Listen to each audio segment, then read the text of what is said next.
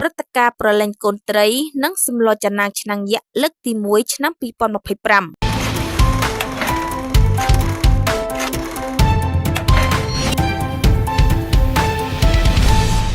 ខេត្តរតនគិរី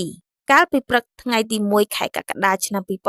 2025មានព្រឹត្តិការណ៍ចំនួន2នៅរមណីយដ្ឋានធម្មជាតិបឹងកន្សែង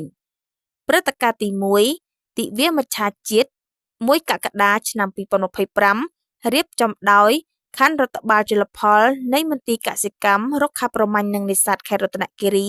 ក្រោមអធិបតីភាពឯកឧត្តមញ៉ាំសំអឿនអភិបាលនៃគណៈអភិបាលខេត្តរតនគិរីក្នុងឱកាសនោះខណ្ឌរដ្ឋបាលជលផលខេត្តរតនគិរីបានលែងកូនត្រីចម្រុះមួយចំនួនដូចជាកូនត្រីឆ្ពិន 10000 ក្បាលកូនត្រីក្រាញ់ 5000 ក្បាលកូនត្រីប្រា 5000 ក្បាល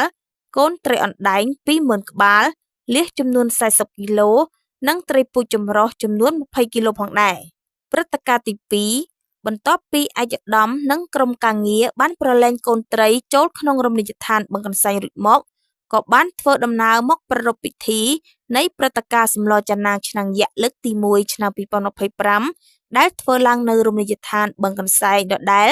ទីតាំងគ្រួសារដំរីភូមិតេះអន្លង់សង្កាត់បឹងកន្សែងក្រុងបានលុងខេត្តរតនគិរីក្រោមអធិបតីភាពឯកឧត្តមហ៊ុតហៈរដ្ឋមន្ត្រីក្រសួងទេសចរឯកឧត្តមកត្រី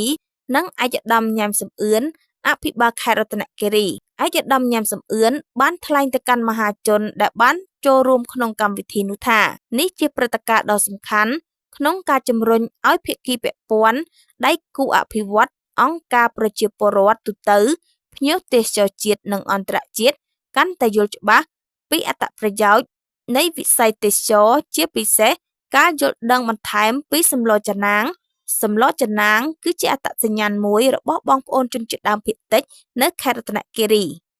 ក្នុងឱកាសនេះដែរឯកឧត្តមហ៊ុតហៈបានថ្លែងអំណរគុណដ៏ជ្រាលជ្រៅចំពោះឯកឧត្តមអភិបាលនៃគណៈអភិបាលខេត្តរតនគិរីអាជ្ញាធរមូលដ្ឋានគ្រប់លំដាប់ថ្នាក់និងគ្រប់ភាគីពាក់ព័ន្ធទាំងអស់ដែលបានរៀបចំព្រឹត្តិការណ៍ទេសចរនេះឡើងក្នុងរដូវកាលបៃតងទាញភ្ញៀវទេសចរជាតិនិងអន្តរជាតិចូលរួមយ៉ាងច្រើនកក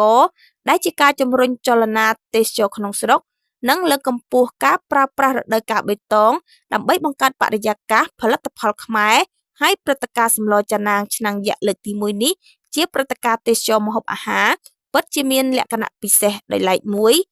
ដែលបានបង្ហាញអំពីអត្តសញ្ញាណរបស់ខេត្តរតនគិរីគឺសម្លចាណាងរបស់បងប្អូនជនជាតិដើមភាគតិចដែលមានតាំងពីយូរលង់ណាស់មកហើយនិងមានឲ្យជារសឈ្ងុយឆ្ងាញ់ផងដែរ